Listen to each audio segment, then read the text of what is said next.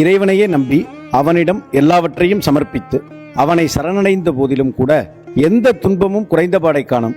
இதற்கு காரணம் நம் பக்தி குறைபாடா, நம்பிக்கை குறைவா, அல்லது ஊழ்வினை பயனா? எல்லாமே அவனுக்கு அர்ப்பிச்சிட்டிங்கன்னா துன்பம் மட்டும் இதுக்கு அர்ப்பிக்காம வச்சிருக்கீங்க. ஆனந்தம் கொடுத்துட்டீங்களோ என்னமோ, துன்பம் வச்சிருக்கீங்க, அதனால இருக்குது. அதை கொடுத்துடலாமே அவனுக்கு. ஏன் கொடுக்க மாட்டீங்க? சும்மா கதை நடக்குது, எந்த சரணாகதி நடக்கல, பக்தி நடக்கல. நிறைய பேர் என்கிட்ட வந்து, சத்குரு உசிரே கொடுத்துடுவேன். வேண்டப்பா, உசிர் வச்சுக்கோ.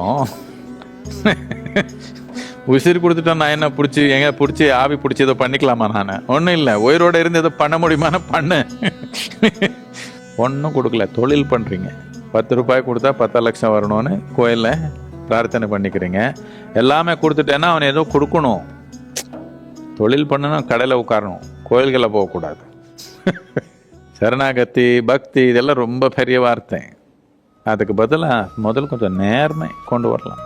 நேர்மை என்று கொண்டு வந்தால் அதுக்கு எல்லாம் வாய்ப்பு இருக்குது. நேர்மையே இல்லாமல் பக்தி சரணாகதி பண்ணிட்டேன், முக்தி ஆயிடுவேன், என்னென்னமோ சொன்னால் இதெல்லாம் சும்மா பேச்சு.